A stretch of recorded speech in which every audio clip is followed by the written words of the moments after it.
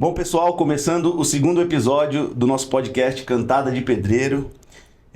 Quem vos fala é Renato Gomes e aqui ao meu lado, nosso ilustre CEO da G1 Imob, José Vinícius Munhoz Pinto, né? É isso aí. E Vinícius, antes de mais nada, conta pro nosso pessoal e não me decepcione, onde nós estamos? Nós estamos no YouTube, Instagram e Spotify. Eu anotei, cara, pra não te decepcionar, eu anotei.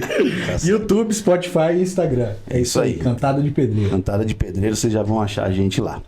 E hoje, um convidado mais do que especial, Guilherme Bittencourt, E aí? nosso sócio-diretor, sócio-proprietário da Fortecom, Forte Mobile, and professor universitário na PUC, no curso de administração. Exatamente. É isso? É isso aí. Contador, né? Contador. Profissional. E contador profissional. E diga-se de passagem. Mestre em contabilidade pela Federal do Paraná. Olha isso. Aí, olha, estamos diante. Filho do ilustre Silvio Teixeira, que foi meu professor da Acho faculdade. que se não me fala a também. memória, funcionário número 2 da PUC. Estamos aqui diante de um prodígio e de uma linhagem, pelo que eu estou entendendo, né? De uma linhagem nobre da contabilidade. É isso aí. Cara, e mãe também é contadora, né? Aí, Olha ó, só. tem que lembrar também. Então é raça Irmã pura. também. Então é o puro sangue da contabilidade. Exatamente. É isso aí. Muito bem, é isso aí. Então, a gente convidou o Gui porque, primeiro, a gente se identifica muito com o perfil profissional do Guilherme. Nós tivemos a oportunidade de fazer alguns cursos de capacitação juntos aí. E também pelo fato da Fortecom, Forte Mobile ser uma empresa, um grupo de empresas que, assim como a G1 Imob, busca muito trabalhar em cima de inovação em mercados extremamente tradicionais, como de contabilidade e como o mercado imobiliário. E já começando, eu queria que você falasse pra gente, Gui, como é que você enxergou, né, junto com o seu time, essa veia, essa capacidade de inovar num mercado tão tradicional? Legal. Bom, primeiro, é um prazer estar aqui com vocês nesse dia, nessa tarde, nessa noite, né? Já gravado. Gosto muito do trabalho que a G1 faz e me identifico pelo fato de... Primeiro, acho que a G1 também veio de uma questão familiar, né? Acho que você criou, mas eu vejo muito da família envolvida. Sim. E lá não é diferente, né? Tudo que eu tento fazer, eu tento levar a família comigo e a gente também tem um apoio por trás. E é muito mais forte, né? Todo mundo remando pro mesmo lado facilita. É isso aí. Tem uma crítica muito forte para a empresa familiar, mudando um pouco de assunto. Só quando a família tem um pouco de gestão, começa a facilitar. Claro que a gente vai aprendendo, vai inovando, né? Mas acho que tanto aqui na G1 quanto lá, a gente sente que tanto eu quanto o Vini, a gente tem uma liberdade, uma autonomia para poder colocar nossas ideias em prática. Senão a gente ia ser só uma empresa com a família dentro e com atrito fora, né? Então ia ser uma bosta, né? E a gente já falou bastante disso, né? Em outras situações, o quanto que, às vezes, as ponderações dos veinhos ajudam a gente no dia a dia. E eu e o Renato, a gente tá constantemente falando sobre isso, né? Fala, pô, chama lá, vamos ouvir uma opinião diferente, Sim. tal, mais sênior. Então, É um legal. equilíbrio bom, isso né? mesmo, Que você é pensa isso assim, às vezes você pega um pai que trabalha com você, uma mãe acha que, pô, os caras não conseguem tomar decisões rápidas, né? Por outro lado, acho que eles pensam, pô, essa molecada quer enfiar os pés pelas mãos. E aí quando você equilibra é muito bom, porque dá resultado, né? Dá resultado. Só que tem que ter governança, né? Voltando um pouquinho falando da contabilidade, cara, é um modelo extremamente tradicional. Agora a gente já tem players de mercado, mas não aqui na região de Londrina, que se destacam na tecnologia. Né? Tem uma agora que recebeu aportes bem milionários mesmo, né? Que é uma de Curitiba, bem forte. Não vou ficar citando o nome aqui para vocês não pesquisarem no Google, tá? Não divulga Forte Mobile tá aí. E assim, a ideia da gente inovar não é só fazer um aplicativo, né? Inovar não é só você fazer um site novo ou atender os caras pelo WhatsApp. Não é isso. Inovar é processo, né? Então, acho que a inovação, a inquietação da gente começou desde que quando a gente via o escritório, por exemplo, com dress code errado. Eu gosto daqui que vocês usam essa expressão dress code, né? Hoje eu tô meio startupeiro, de roxo e tal, mas... Mostra a camisetinha, mostra. Bonita, ó, Forte Mobile, né? Quem quiser comentar aí, vocês podiam fazer um sorteio depois de uma. Como é que é o... Opa, não sei como é que faz aí, isso. Ó, pintou um brinde, um sorteio. Aí vocês fazem algum tipo de coisa aí, mas tudo bem. Mas a gente, por exemplo, tinha um escritório antes que a gente não se preocupava muito com o serviço de contabilidade em si, mas não com aquele aspecto de empresa, sabe? De postura, de atendimento, de ambiente, local, de conforto do cliente.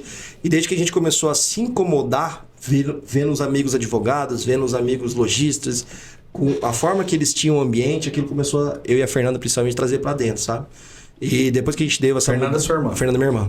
Depois que a gente deu uma repaginada, desde da estética do escritório até no nosso vestuário da equipe também, a gente vê que esse capricho, cara, ele foi pro serviço, né? Já era legal o serviço, ele foi muito mais pro serviço, ao ponto de a gente crescer muito. Então, se não me falha a memória, em 2012 a gente tinha em torno de 13, 15 pessoas, assim, e foi para 2015 para 30 e poucas, depois já foi para 50. Aí o crescimento traz a dor, né? Porque daí você tem que afinar processo, afiar machado. Às vezes você pega serviço que você, puta, não devia ter pego porque sobrecarrega. E faz parte de quem tá crescendo, né? Então a gente tem muita mais maturidade.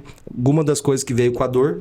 E aí a tecnologia em si, ela entrou que horas, cara? Quando a gente começou a entender, primeiro, vendo esses players de mercado vindo com tecnologia e se incomodando com o retrabalho.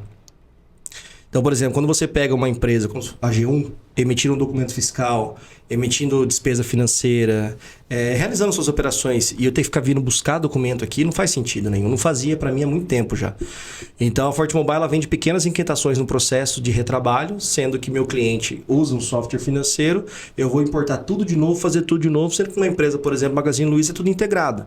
E parecia um luxo só das grandes empresas. Mas hoje você consegue desenvolver um aplicativo, você consegue desenvolver um software. É claro que dá trabalho. Então, hoje na Forte Mobile, o sócio é desenvolvedor. Hoje na Forte Mobile, a gente evoluiu muito quando o desenvolvimento veio para dentro, porque ficava muito caro ficar terceirizando. Então, já faz pouco mais de 4, 5 anos que a gente discute Forte Mobile, mas o lançamento oficial mesmo foi há 2 anos.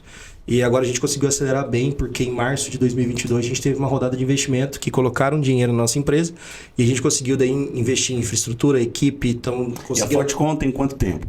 A Fortecom já vai para 30 anos, cara. Você vê. Tá indo para 30 anos. Eu acho interessante esse tipo de movimento, porque normalmente quando você vê uma empresa muito tradicional e já muito perene, ela tem mais dificuldade de quebrar paradigmas para conseguir atuar na inovação, né? E ver uma empresa de 30 anos aí se reinventando completamente é muito legal. Aí já é diferente o caso da G1, que é uma empresa jovem, né? Desde sempre, mas que ela é feita de pessoas que têm larga experiência no mercado de forma tradicional. E também nós, que eu considero a gente Sim. jovem, somos de uma geração aí que é dada à inovação, né? Sim.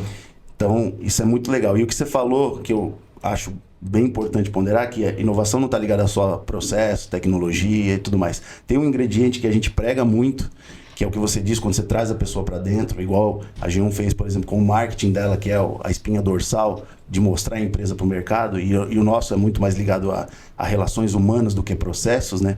G1, né? Gente em primeiro lugar. Né? Mas o que eu quero dizer é sobre a questão cultural e de governança. A forma como você conduz a empresa, a forma como você se apresenta para o mercado e o jeito que você constrói qual é o propósito da empresa, como é a forma de você conduzir as políticas internas de convivência, de crescimento, de trazer as pessoas para perto, de você conseguir fazer aquele que a gente chama de on-the-job training, que é no dia a dia você conseguir aperfeiçoar a sua equipe. Lógico, você tem um momento de parar e afiar o machado, Sim. mas tem aquela coisa de melhoria contínua, né?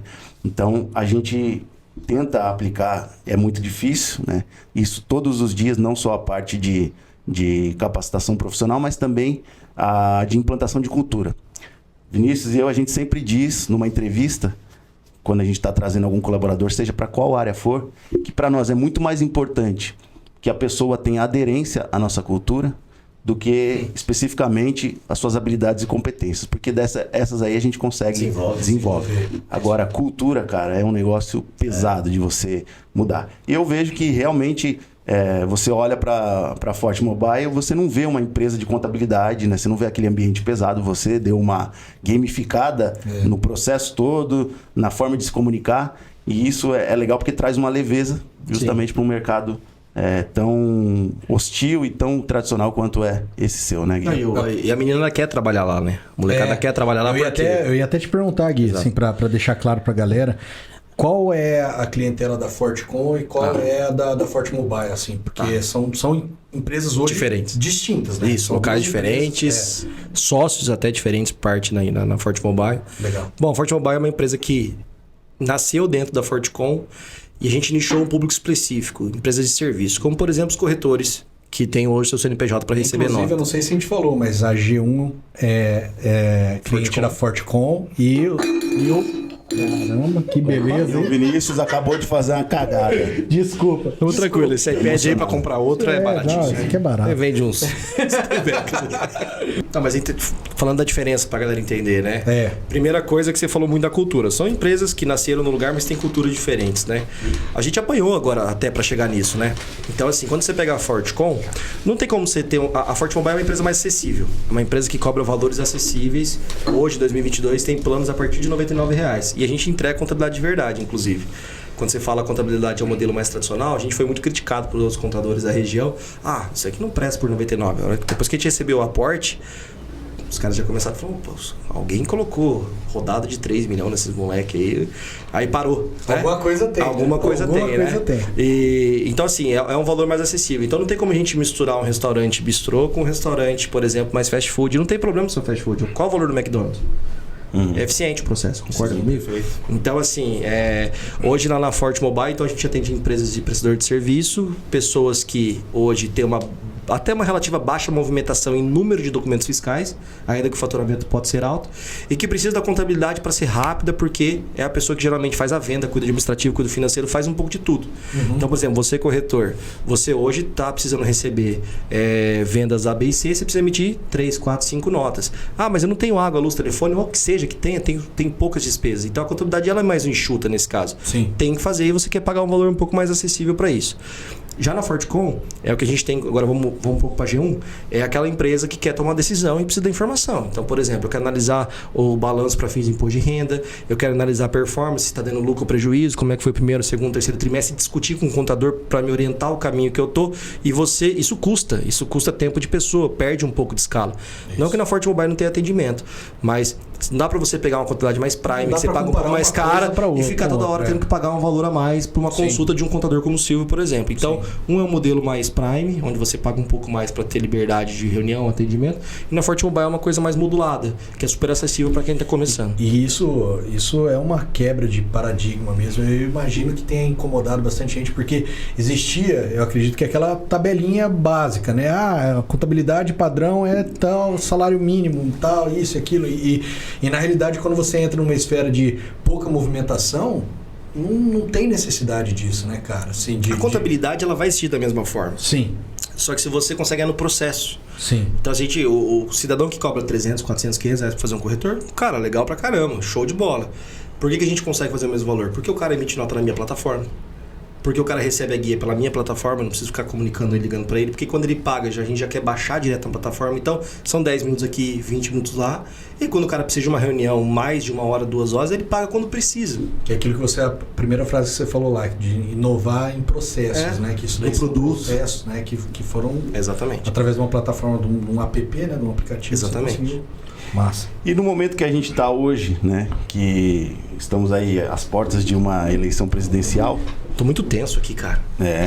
Então, vai ficar mais agora. Leve não dá, né? Não.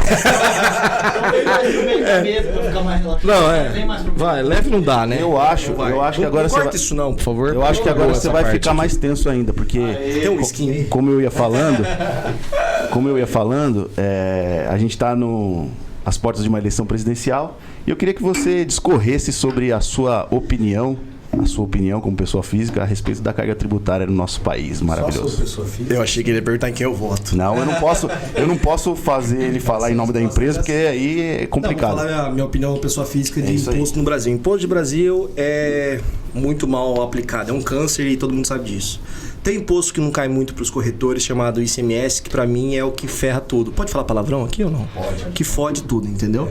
Então, por exemplo, se você entrar num site aí rapidão, chamado Impostômetro, você vai ver a carga tributária. Que isso, cara? Pelo amor de Deus. Isso aqui, ó, deu uma mexidinha na perna, ó. Então, voltando aqui, ó. Se você entrar no site chamado Impostômetro, você vai ver lá, por exemplo, tem a carga tributária dos produtos, cara. Então, o bolo tributário, de sair de um fornecedor de matéria-prima, até chegar no primeiro fabricante, até chegar no atacadista, para você, consumidor final, depois lojista, produtos aí com 40%, 50% de bolo tributário. Não significa, inclusive, se você... Ou bolo fecal, né? Pode ser falado da mesma forma. Se você hoje foi em qualquer loja e pedir um documento fiscal, me dá aí CPF na nota? Não precisa, mas me dá o documento aí. Você vai ver lá embaixo, tem uma mensagenzinha. De acordo com o IBPT, carga tributária de 35% a 45% do produto. Não significa que a loja está pagando isso, mas é o bolo tributário. Você já tem uma ideia de quantas coisas são caras aqui no país. Claro que livro, produtos alimentícios, cesta básica, as coisas têm benefício, né? A própria fotovoltaica hoje que está em alta aí para quem está construindo. Mas assim, as coisas são muito caras no Brasil. Então, vou comprar um iPhone, vou comprar um Samsung. A galera geralmente quando vai para os Estados Unidos quer voltar babando com isso. Porque aqui é muito caro. Então assim, carga tributária no Brasil, hoje, na minha visão, ela é feita para pagar pessoas que vão voltar. Carga tributária no Brasil, na minha opinião, hoje, muito dela é feita para pagar a máquina pública. Para pagar deputado, para pagar senador, para pagar... Porque assim, não tem necessidade de ter tamanho carga tributária. Aí uma crítica vai minha aqui a alguns tipos de atendimento de funcionalismo público, que é meio crítico isso. Tem vezes que a gente liga em determinadas prefeituras que a gente não consegue ser atendido. E muitas delas entram meio-dia e sai às 6 as pessoas. E a gente liga num órgão público para falar sobre um corretor, sobre uma imobiliária, para perguntar uma orientação de como eu devo calcular. E as pessoas não me respondem. Aí se eu calculo errado, elas me autuam. Não é certo isso, entendeu? Inclusive, sem contar a disposição, né? Inclusive hoje... Às vezes você encontra em determinados departamentos. Cara, é um absurdo. Se você tem hoje uma construtora, vamos lá, fora do Simples Nacional, você tem que entregar, vou falar coisas chatas aqui, vai, DCTF, SPED de contribuições, você tem que entregar RAI, você tem que, cara, vou citar um monte de declaração acessória que deveria ser trabalho do governo. Então, inclusive, você está pagando para mim, boa parte do que você está pagando para mim é para eu calcular aquilo que o governo devia calcular.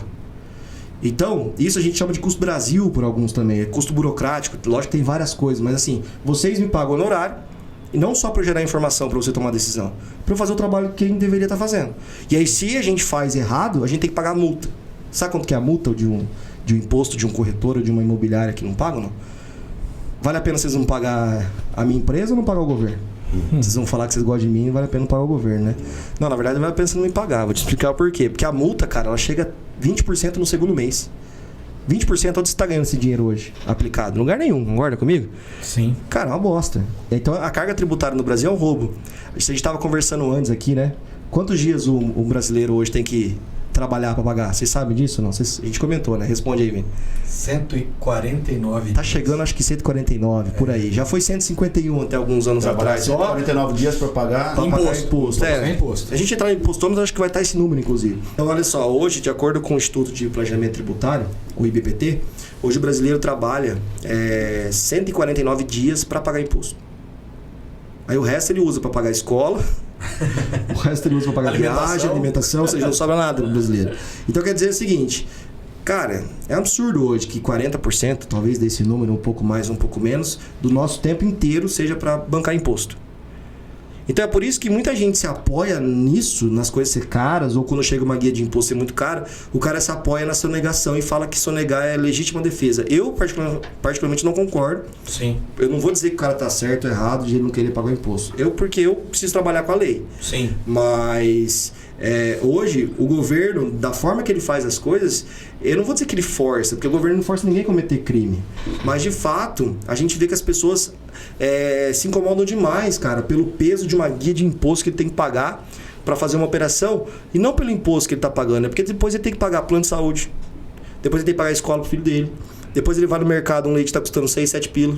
Lógico, agora a gente está em época de pandemia, mas é foda, velho, foda. Eu ia até aproveitar, o Gui, já entrar em um assunto que é relativamente polêmico também, que é a questão de lucro imobiliário, né?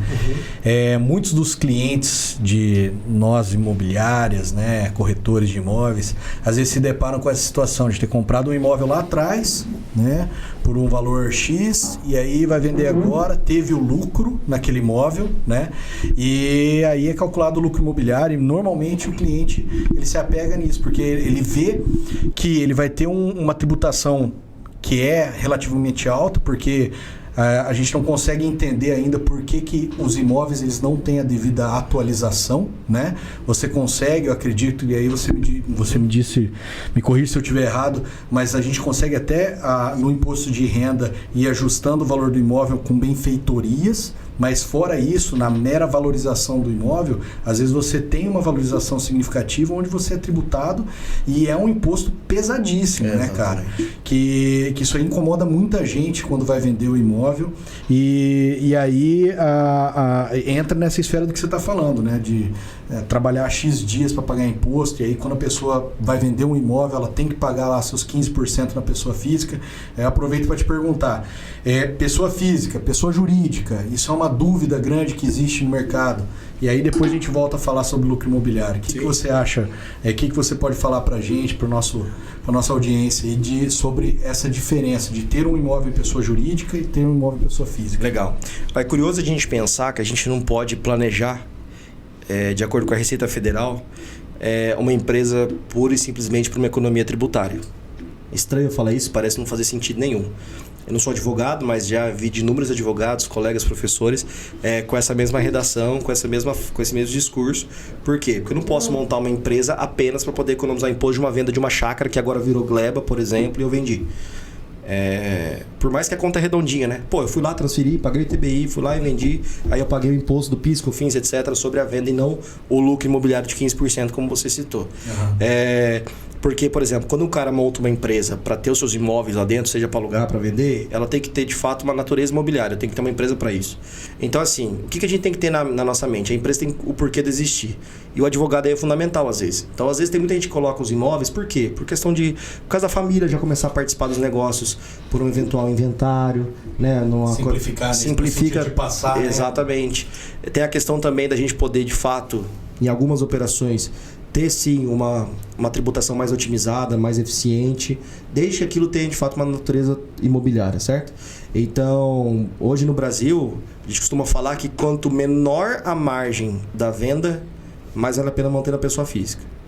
Exemplo, você tem um negócio lá, esquece o benefício de quem nunca pagou e tal, vamos pensar num terreno, vai. Sim. Então o cara foi lá e pagou 100 mil no negócio, ele está vendendo por 200.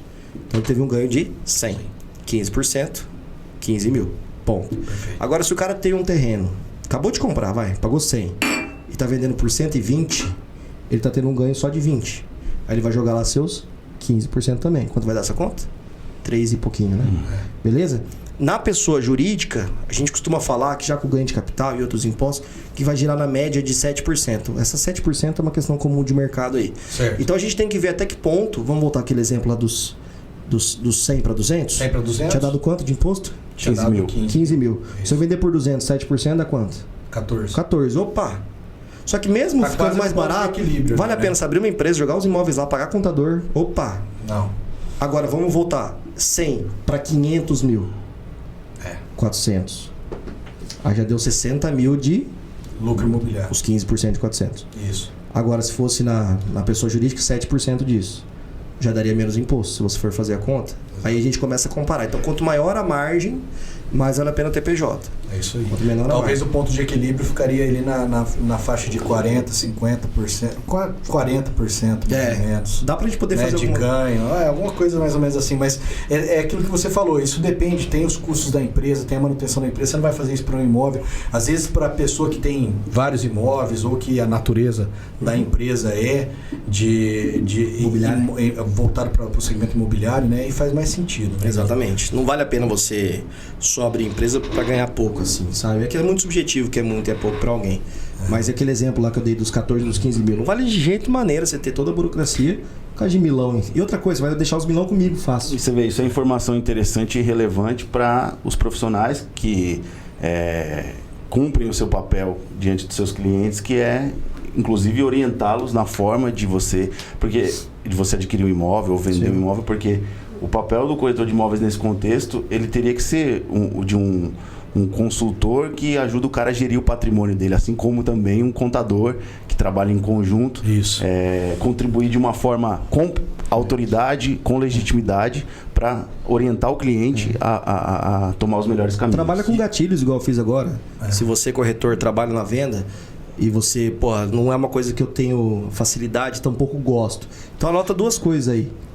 Anota em torno de 7% na venda. Em torno. Lembrando que nessa venda, eu acho que é importante deixar claro para a galera o seguinte.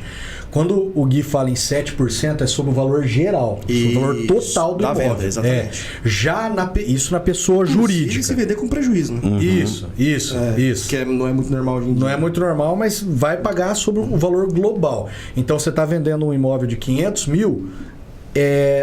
nesse caso você não precisa saber eu tô com um lucro de X ou Y, você vai pagar um imposto de 7% em torno em cima do valor total do imóvel de 500 mil. Exato. Já na pessoa física, você paga em cima do lucro, Do que é a ganho. diferença, né? Exatamente. Essa é a diferença. Tem as regras de quem pode utilizar os benefícios. Terreno não pode, mas imóvel pode. Então, Tantos tem uma meses, série 6 de meses, regras, né? Mas aí, parando pra pensar, é aí que o cara começa a fazer a conta de querer sonegar, né? É isso que eu ia, isso que eu ia entrar agora, que é sobre essa questão da sonegação, que para nós, corretores de imóveis, cara, é um porre isso daí, para falar a real. Porque a gente às vezes a gente inicia uma negociação muito saudável, muito legal, começa lá, proposta, contra-proposta e tal, principalmente na esfera de imóveis de terceiros, e aí, a hora que chega na hora de bater o martelo, mas eu gostaria de passar por menos, porque eu calculei aqui meu lucro imobiliário, e aí talvez eu tenha que mexer um pouco na comissão de vocês, porque o lucro é grande e tal. E aí, cara, a gente se vê numa posição, porque assim, a orientação, é óbvio que nós aqui na G1 a gente trabalha 100% dentro da lei, igual você falou, né? Com relação à Fortecom, nós somos empresas, Fortecom, Fortemobile, somos empresas sérias e a gente tem que orientar o cliente a não fazer esse tipo de coisa. Mas exatamente, mas é uma coisa, cara, que eu acho que todo mundo no mercado imobiliário já se deparou em algum momento com uma situação dessa. Pedido desse. Né? Com seja pedido do vendedor, desse. seja do comprador, seja imóvel de terceiros, até mesmo às vezes comprando imóvel na planta de construtora.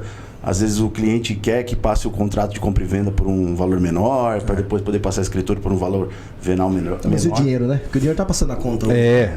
Já acabou essa várzea aí do dinheiro não passar na conta bancária. E justamente isso aí que eu ia falar, que eu ia pedir para você dar uma frisada pro pessoal, é o seguinte, os riscos, né, de fazer isso daí. Então, Gui, como que funciona o cruzamento? Como que a Receita, enfim, eles conseguem ter acesso a determinadas informações que podem, sim, e grande maioria das vezes o cliente acaba caindo na malha fina, porque afinal de contas nós temos de IMOB, e eu já anotei aqui para não deixar de perguntar sobre a multa de IMOB para você também, para o corretor, e é um tópico que a gente vai tratar daqui a pouquinho, mas tem de IMOB, tem a questão, enfim, acho que é legal você deixar claro pra galera o risco disso, entendeu? Então, legal. Quase que foi esse copo também.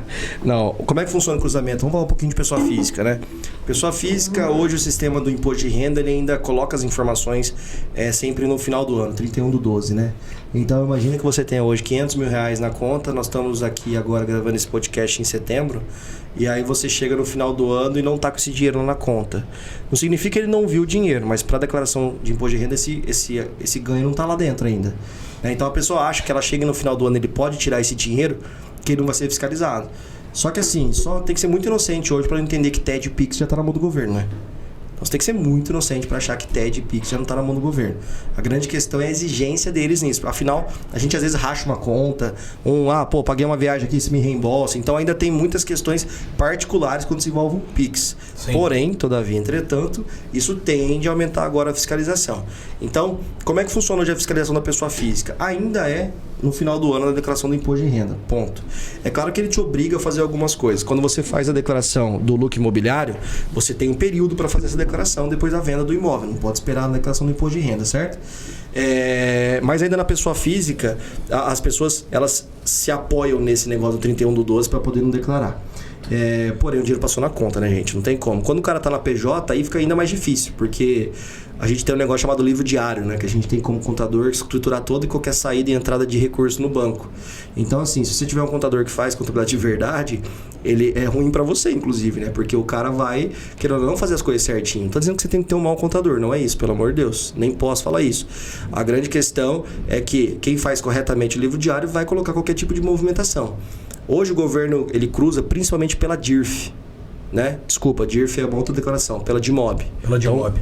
Volta, estava pensando na DIRF aqui. Então hoje a DIMOB, né? Então a DIMOB ela cruza muito, ela cruza vocês imobiliário, ela cruza o corretor, tem multa. Então assim, hoje o cruzamento de informação ele já existe. Então, é até difícil, né? Porque vamos imaginar que você ganhou uma comissão de 6 mil reais de uma venda que você fez. Certo? Quando você tem que declarar de imóvel como corretor, não só dessa como das outras, você coloca dados da operação. Exato. Vendedor, comprador, metragem, imóvel e tal. Você, como corretor, pode estar entregando o cara. Porque o cara está colocando um valor de operação lá menor do que você escriturou. Se você não fica sabendo. Agora, você imagina que toda operação você tem que ficar colocando a sua nota um valor de venda menor. Você acaba ficando solidário até com a operação. Exato. Inclusive, a gente faz uma declaração, né, todo início de ano, ou final de ano, próximo, eu acho que se eu não me engano, é próximo ao imposto de renda mesmo, de não ocorrência, que é o Cresce submete a nós, corretores, para que a gente assine esse termo de não ocorrência de qualquer tipo de sonegação. Isso já existe, já. Isso. A gente faz. Então, hoje o cruzamento da pessoa jurídica está muito na mão do próprio isso que você estava falando, só para exemplificar, a DIMOB é um documento, né? Não é documento, é uma declaração, né?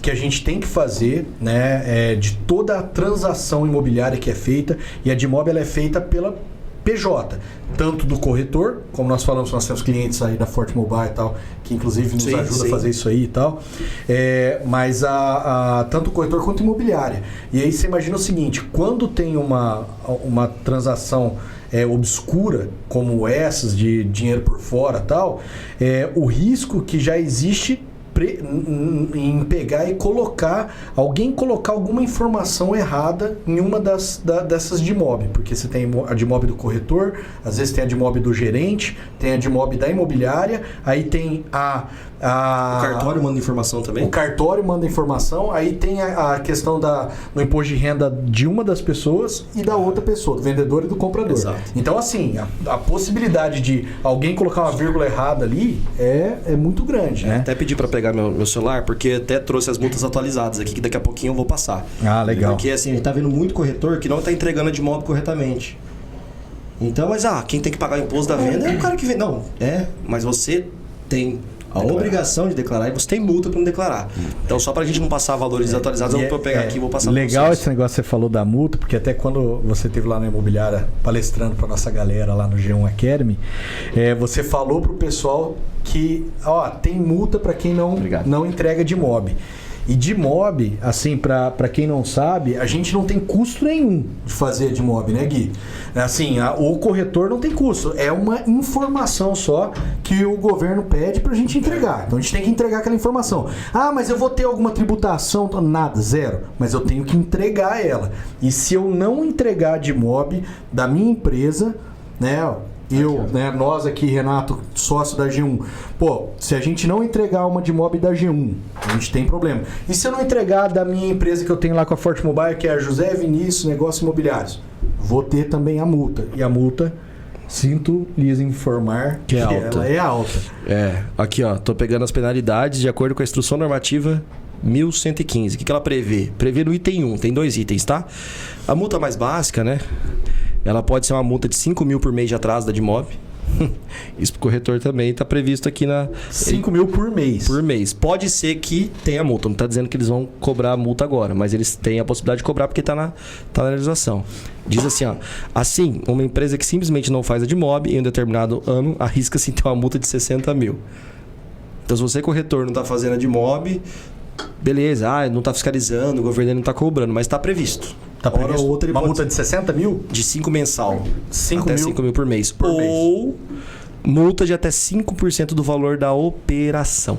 Que beleza. 5% de uma operaçãozinha de 1 milhão hoje, que não tá nada normal vender um apartamento aqui na nossa região por 1 milhão, concorda comigo? É isso aí. Então a multa ela pode ser bem salgadinha, 50 pau, por exemplo. De novo. Em cima da operação e não da nota? Tem 2 possibilidades, né? Geralmente o governo quer cobrar maior. Nossa. Beleza? Só que assim, não está sendo cobrado hoje ainda. A gente não vê muito comum. Eu não sei se eu não vejo cobrar porque eu entrego para meus clientes, né? Sim. Mas eu não tenho escutado muito aí que a gente tem corretores ainda caindo. Mas não tem por que deixar para depois. É isso aí. Né? Já entrega, já faz. É só você está pagando, né, já. Por exemplo, na Forte Mobile a gente cobra um valor mensal, que é super acessível. Sim. E já está no valor até X informações da DIMOB. Isso.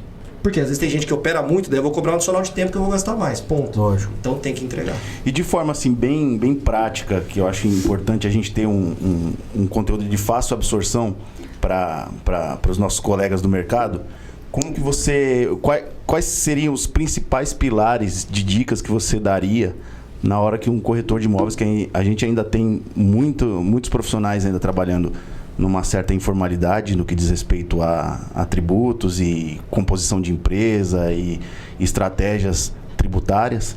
Quais seriam os pontos principais que você colocaria na hora de um corretor de imóveis ir ou abrir a sua empresa ou ajustar a empresa existente? Não, legal.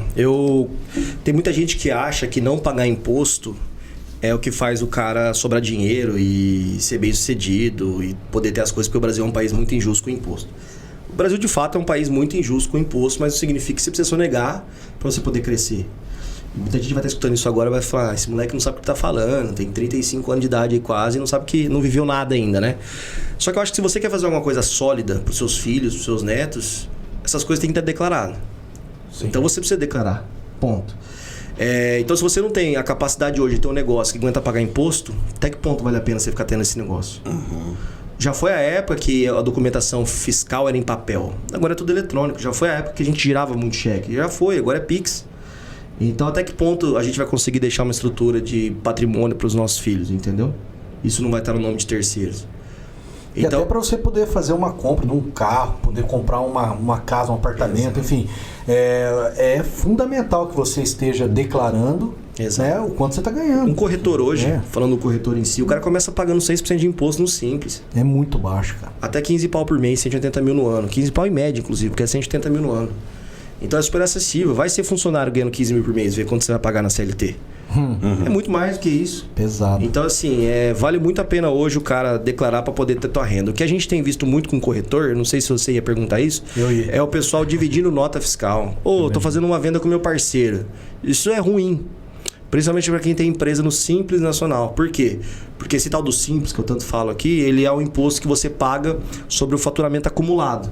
Então, quanto mais eu faturo, mais eu pago. Agora, se eu pegar o faturamento do Renato e jogar na minha empresa, a minha empresa vai pular de alíquota. Sim. Ah, não, mas foi só para essa nota aqui, ó, de 1 milhão de comissão. Tá, mas eu estou impactando o percentual de tudo que eu vou fazer e do que eu estou fazendo mensal aqui, porque eu estou emprestando a empresa para ele. Cara, R$99 contabilidade, por exemplo. É isso que eu ia falar. Tá tudo digital, tá tudo rápido, tem aplicativo. Uma das coisas que a gente vê é que, é caro abrir uma empresa e depois manter o honorário de contabilidade. Hoje, com a Forte Mobile, a gente levou isso em quanto que é para abrir mesmo a empresa lá? De convênio para os corretores, né? Vocês são menos, né? A galera geralmente paga 2.300, mas vocês estão subsidiando o pessoal da G1.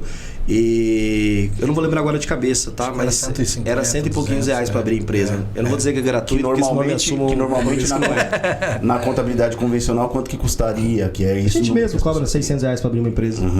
Que não é nada demais, é um documento sério, é um contrato social, é prefeitura, é sério o processo. Não dá para fazer. E depois a manutenção desse começa em 99 pila.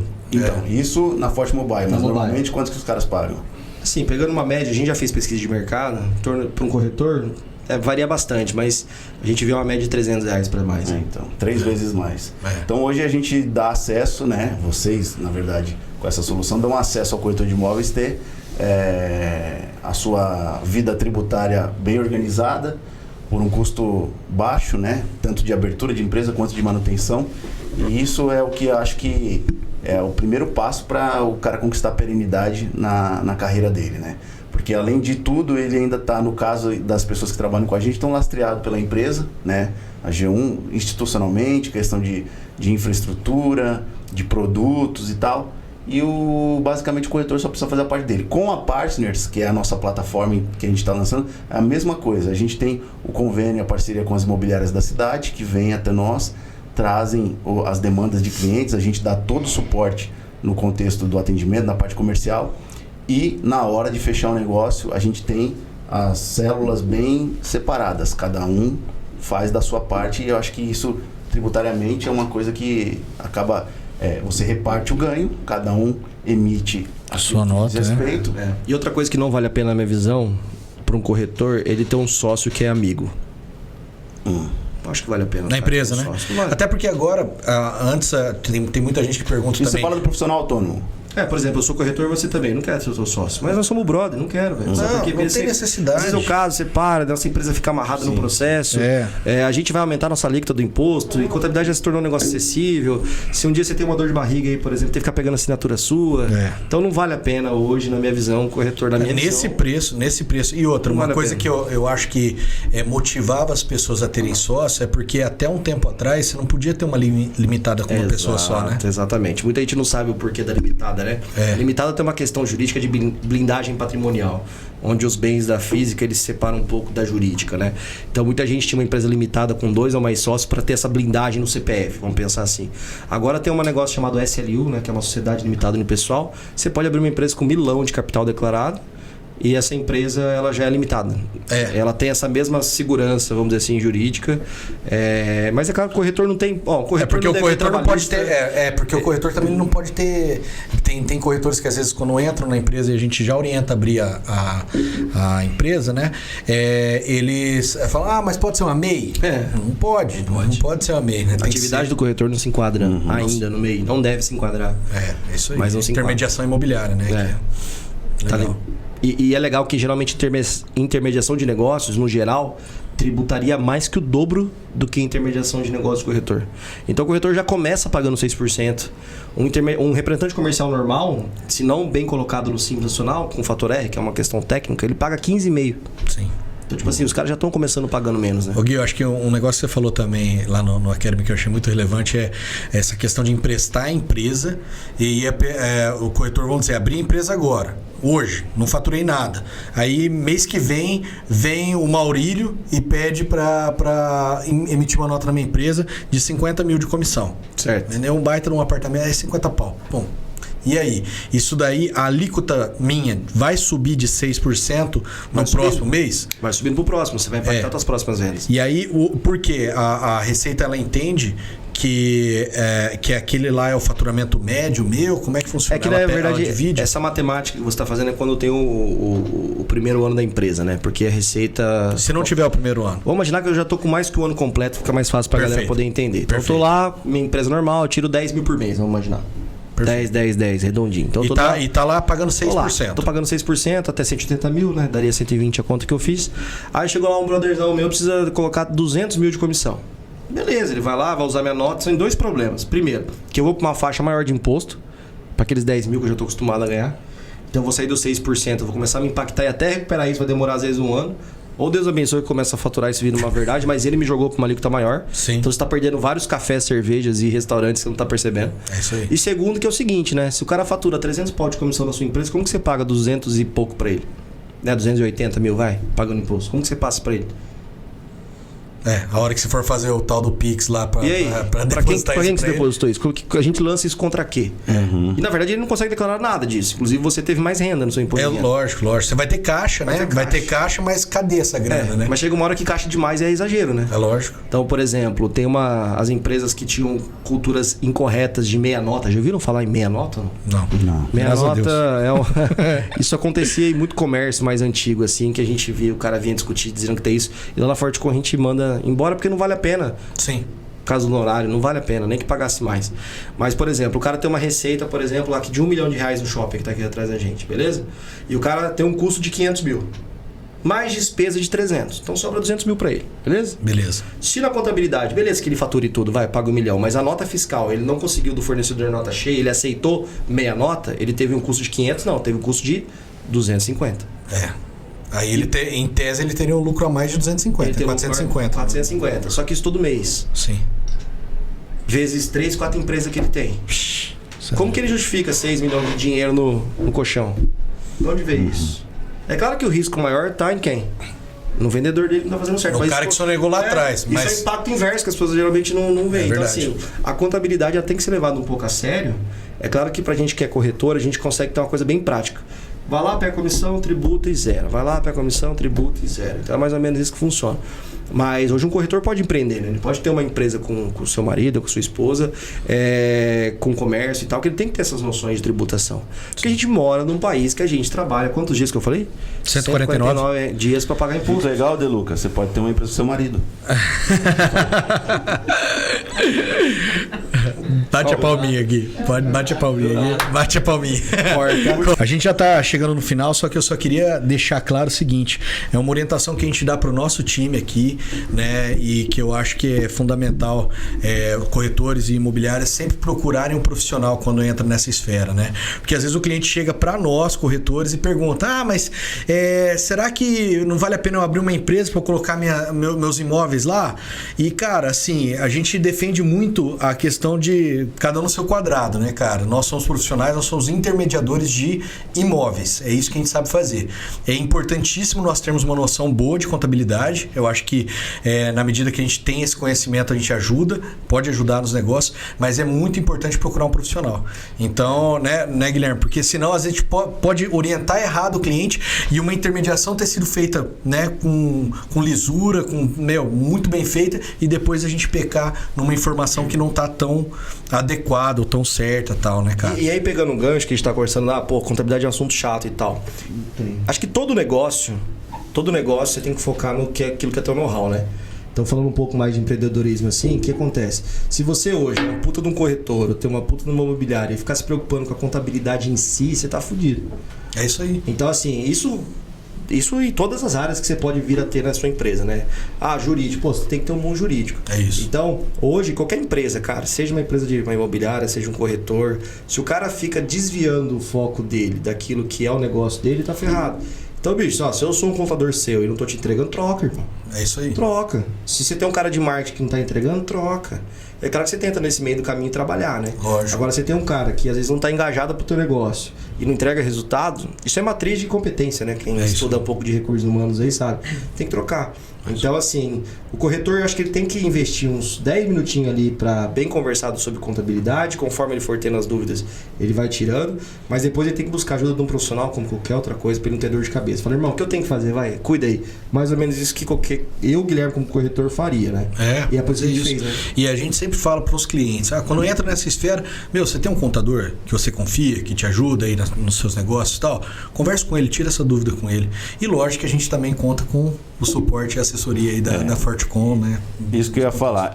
Eu acho que, como a gente desmistificou algumas coisas assim meio centrais, eu queria até propor pro Gui que a gente deixe aberto aí nos nossos canais, à medida que os colegas tiverem alguma dúvida mais pontual, que a gente possa durante o período aí trazer essas dúvidas, levar pro Gui, e a gente vai tentando, na medida do possível, responder tanto no Instagram do Cantada de Pedreiro, e compartilhando isso, lógico, com a página da Ford Mobile. Você topa? Vamos lá. Responder. A gente fez um trabalho bem legal com vocês no Forte Academy, que acho que chamou bastante G1 Academy. Ô, Deus, eu quero roubar o nome, hein? Caramba, cara! É que a gente tinha isso lá. A gente tinha esse projeto, mas eu meio que cancelei porque ia ser muito plágio. Mas o G1 Academy foi bem legal, assim, porque o importante é você ver a dúvida da galera para daí ir respondendo, né? Então, a pegada de vocês lá foi bem interessante porque montou-se toda uma palestra, mas a primeira pergunta foi assim: o que vocês querem saber? E aí foi muito melhor o bate-papo. Foi mesmo. Vamos fazer.